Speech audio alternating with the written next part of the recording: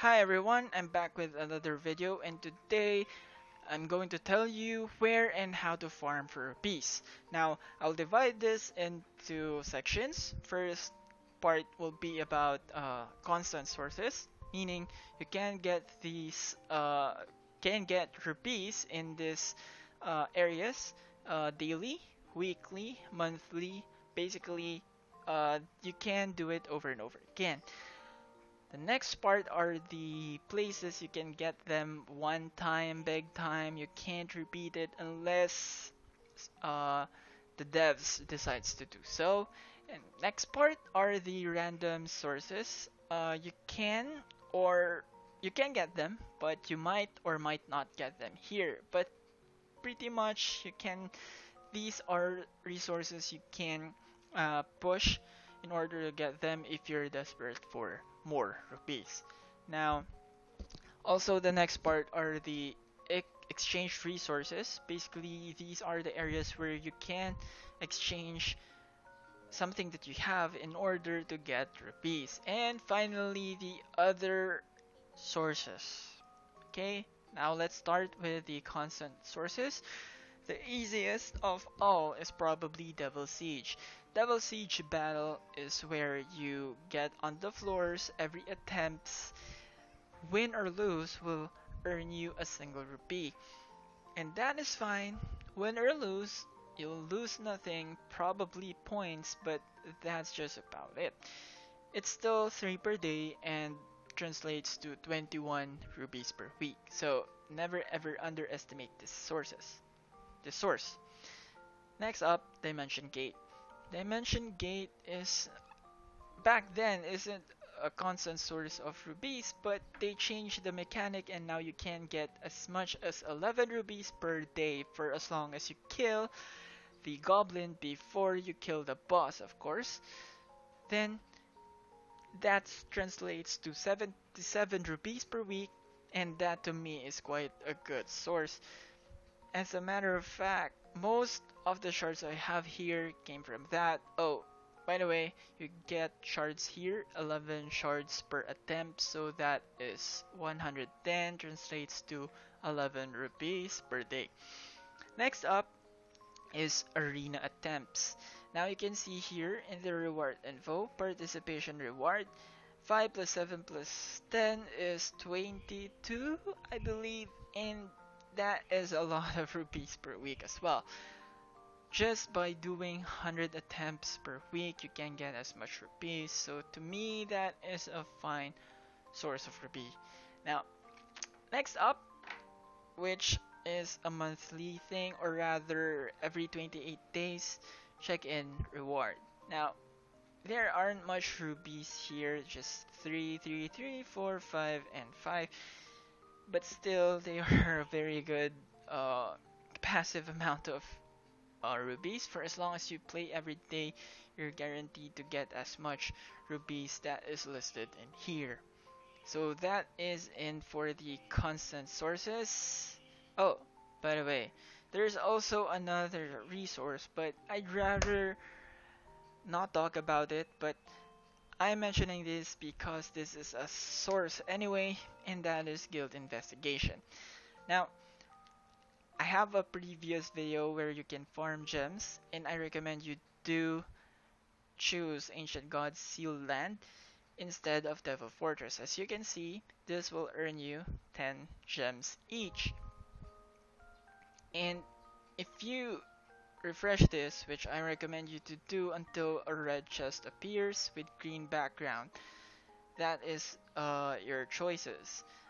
Now there are two choices for that type of chest. One is Devil Fortress, which will give you 1 rupee, and another is what I'm choosing here is Ancient Gods Sealed Land, which will give you 10 gems. Don't mind the gold, it doesn't matter as much, but this is a source if you're rushing things probably. That's 1 rupee, so that's 4 rupees per day. In 5 days you get 20 rupees. That is fine. Now, if you get gems instead, you get 40 per day, so times 5 is 200 gems. In BR, you can exchange that for 30 rupees, so that itself tells you 10 more rubies by choosing gems, so use it wisely. If you're rushing, it's not wrong, it's not inherently wrong, that is fine. So next up are the random sources.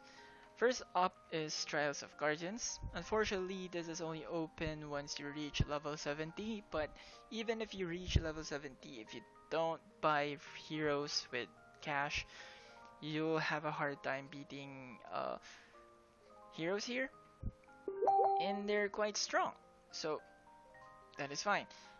Trials of Guardians doesn't necessarily give you rupees every time, but there's a pretty good chance because I've had it. Look at here. It's 5 rubies on hard, and on normal you get 3. You can see here in my gems, if I can find Trials of Guardians, you get 5, and I got 3. Out of 3 attempts, I got rupees for all. So, in my opinion, this is a pretty good source of rupees. Easy 15 rupees, but you know, I'd rather have the tokens for now. Next up for random resource is Distorted Dungeon. This is probably the least, well, the least constant source out of all. I don't remember particularly how much you can get, but I know it's not a lot. You can actually ignore this as a source because the payout is less likely worth it, but I want you to finish this dungeon every day at least because it's still decent anyway. So next up is Boss Raid. Boss Raid is not open right now, but you can get rubies here, actually ruby shards in particular, about 8 to 12 in hard, and in hell you get 15 to 95 ruby pieces. That translates to 2 rubies, but at random rate. You see, whenever you finish a boss raid, you will be presented with 3 columnar reward type. The first one is random. Only one of you can get that particular reward. The second column will be a reward that each and every one of you will get yourself. And number 3 is something else which I will explain later, but you can exchange your gems for something else. May it be for tokens, may it be for awakening material, may it be for Lin and Min, which I don't recommend you doing and totally against it, and even runes. But there is something particular that I will pass by in a minute. So let's move on. So those are the random sources. Now let's move on to the one-time source. Source, it's a singular because there's only one in this game that gives you rubies one time, big time, and that is Infinite Tower.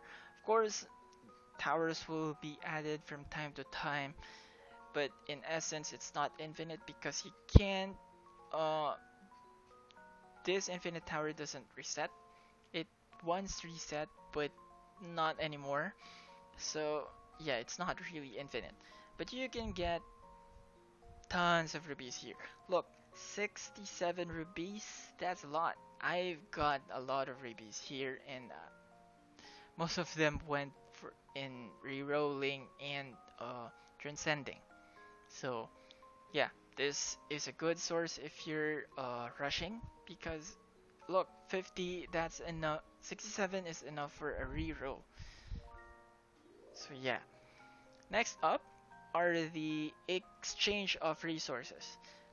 What do I mean by this? Basically, you have something, gems, points, whatever, and you exchange them for rupees. Now, I've mentioned earlier, in boss raid, the third column is where you must watch all the time because it's a rare chance in getting rupees. Now, it depends on the difficulty, but I will show you. Hell gives you about 75 rupees, and that is for 550 gems, I believe. For hard, got 50 rubies in exchange for 330 gems. And finally, for normal, in exchange for 200 gems, you get 30 rupees. So that is a pretty good source, and this is the fastest way in the game that I know of that you can get rupees. Of course, it is random. Whatever you can buy on the third column is random, but I don't want to say that you can get at least once per day, because there are people, in personal experience, in 11 days I did not receive any exchange for rubies here. So keep in mind, it's all about luck anyway. So yeah, but there are moments that you can actually exchange 5 times per day. That is, of course, if you have that lots of gems to exchange for them. Okay, but most of us, as in players, most of our rubies comes from here. Yes. So next up is guild shop. This is another thing that's not recommended, but I will show you because you can. So guild shop. Oh, we still have gems. Okay, you're guild leader. In my case, I am the guild leader of break limit, so I can. So I can recharge item. I can buy a ruby, and then someone can buy it for 200, and you get 10 rubies. As usual, my rule for this is whenever you are to choose between gems and rupees, always choose gems because you can exchange your gems in boss raid. Anyway, of course it might not appear to you sometimes, so you might be desperate, and I'm not particularly against in getting rupees fast way if you're rushing and you have a milestone and that you have a timeline and you're not able to reach it if rubies don't appear in BR. That I understand.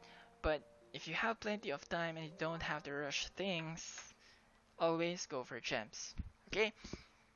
That's it for Guild Shop. Now, next up is Arena. This is probably uh, the worst source of rubies, if I'm gonna be honest. In Glory Shop, you can exchange your points for rupees. I've computed this over and over again. This is the worst choice you can do in your entire SoulSeeker career is to exchange rubies. I understand. I have a friend who actually exchanged this because there's a sale of Lin and Min. And for that, I understand you can't exchange all your gems right away for rubies, and he's running out of time. So in that case, this might be okay, but it's about 100 rubies difference between the two, I think, or not. Basically, there's a gap between the two. Just exchange your points for this, always. You see the rate of this too? The 600 and the 300 gems is pretty much the same because 200 times 2 is 400, so 600 is divided by 2 is 300. So that's it. Again, I don't recommend this. So other resources, I can say Guild Battle. You see, oh we won. Okay, you see here, reward info, ranking reward. If your guild is able to reach at the top, which we usually, well, we are consistently at top 10 starting February, I think. Yes. And we get about 1000 rupees. It is equally divided depending on your contribution. So let's say I get about 80 rupees per week. And that is not counting the times that we win, victory and loss rewards. Every time we win, we actually get rubies and gems. And total that you can say we can get 100 rupees here per week. But then again, you have to have a good guild. Number 2, you have to have a very disciplined guild. Well, if you don't have a disciplined guild, and you win always, and you're at the top, like most of the participation is from you, then probably you get even 150 rupees. Doesn't matter, but this is a very constant source of rupees. Other than that, other sources of rupees are particularly events. Most of the time you get 30 to 20 rupees and exchange. If I can open this, hoping it won't return an error. Please open, please open, please open. Yeah, event page sucks. Always look at the event page, and I can't stress this enough. But many people don't want to read in particular. I understand I don't want to read either, but at least I check the events page all the time, every day. If you can say, it's almost every hour. And I'm one of the up to date events, and I can see these all the time. I always share information out there, Reddit, FB, name it, I share it. Now, you see, these kinds of events always have gold, gems, and rubies. And in this case, it's about, wow, where's the rubies? Oh my god, I lied. Really? No rubies? Oh, there. Like I told you, 20 to 30 rupees, and this total of the third one and the seventh one will give you a total of 30 rupees. So, yeah, just make sure you do these events. Sometimes they even have random rewards. You can get even more rupees by chance, randomly appear. So, yeah, do each and every event. You have to get as much rubies as you can so that you can progress faster in the game. So I hope this video is of help to you, and see you on the next. Bye.